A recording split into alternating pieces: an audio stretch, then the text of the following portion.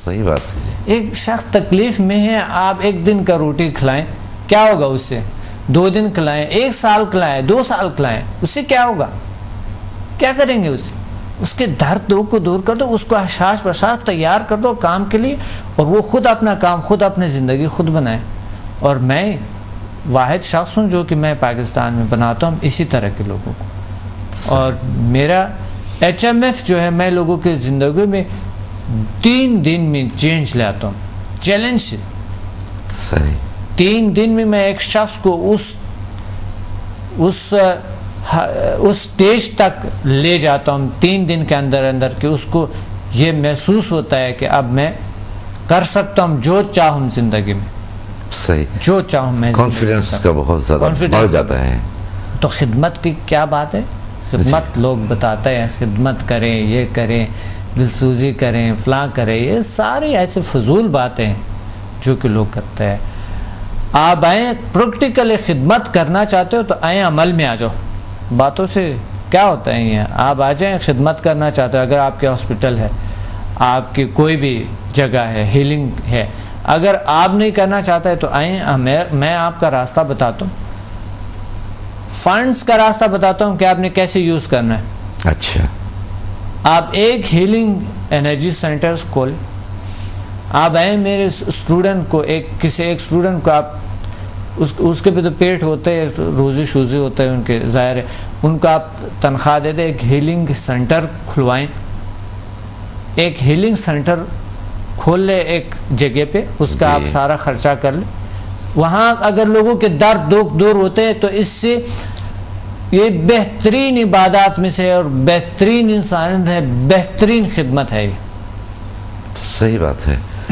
अच्छा डॉक्टर साहब, हम खिदमत के हवाले से मज़ीद गुफ्तगू करते रहेंगे।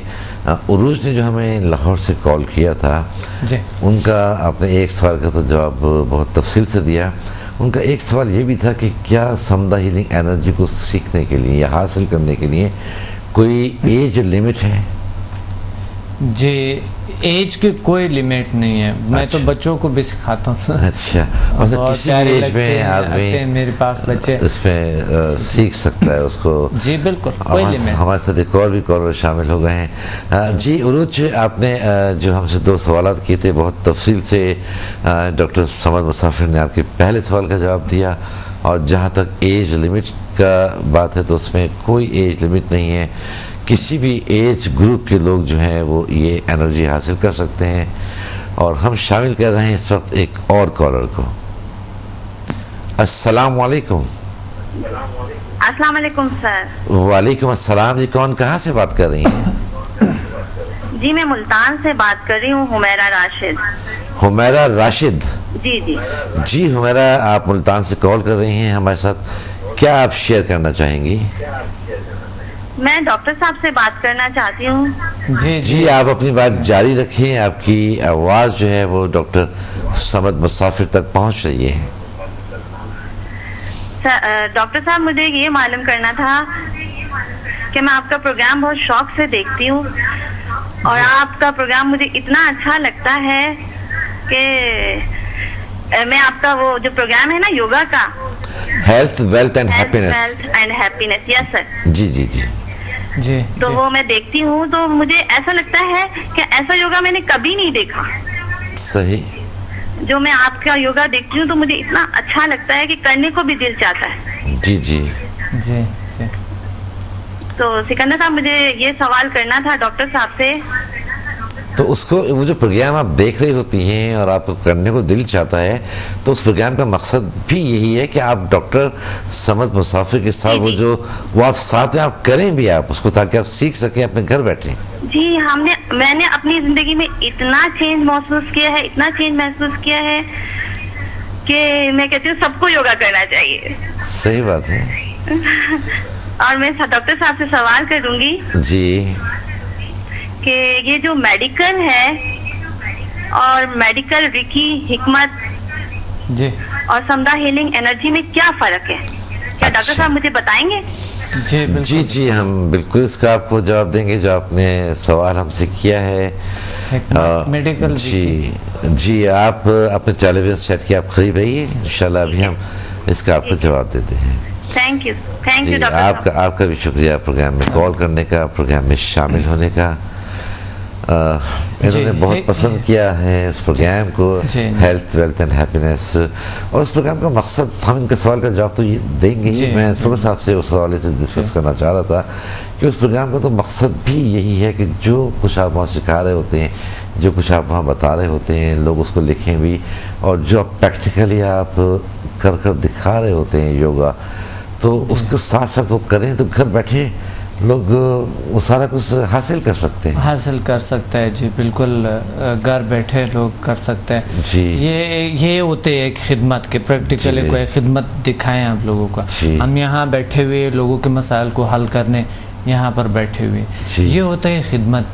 तो बात ये है कि इनके जो सवाल है, मेडिकल रिकी और समदा, मेडिकल रिकी और समदा में क्या फ़र्क है, इसमें डिफरेंस क्या है इसके?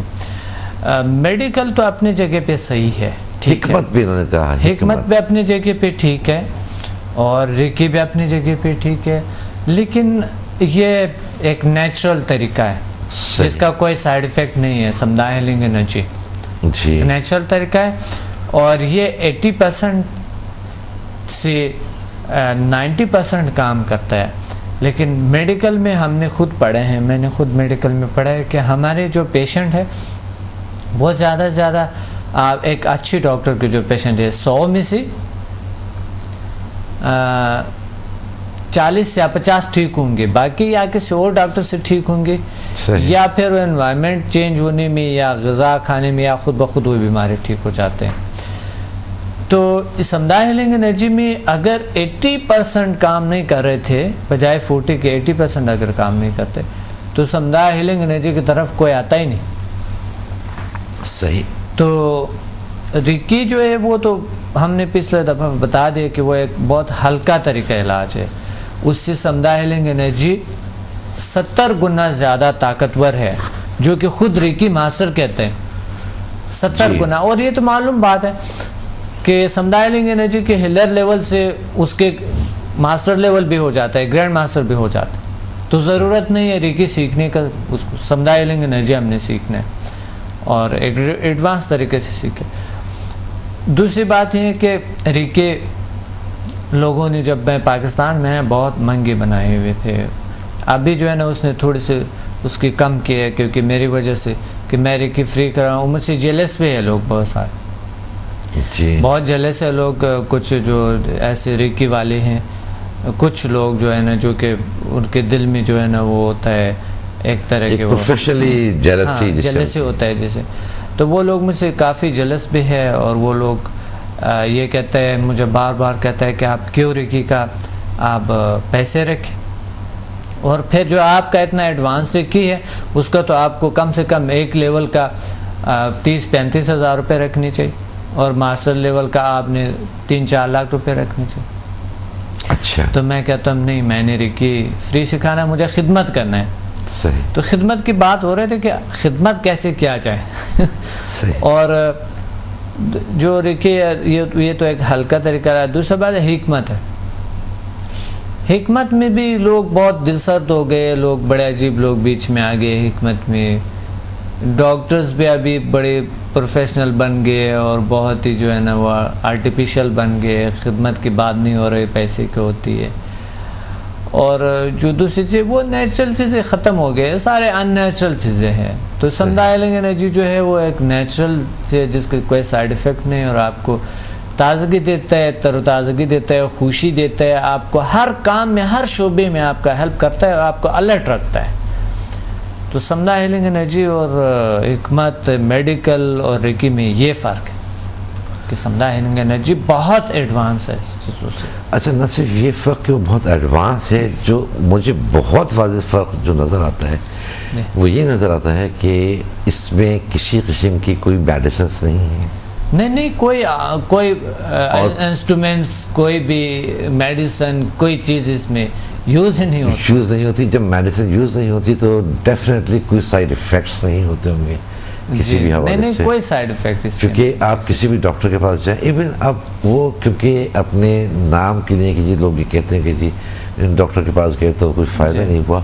अब वो बहुत छोटे बच्चों को इतनी हाई डोजेस दे देते हैं, उनको एंटीबायोटिक्स पे ले आते हैं।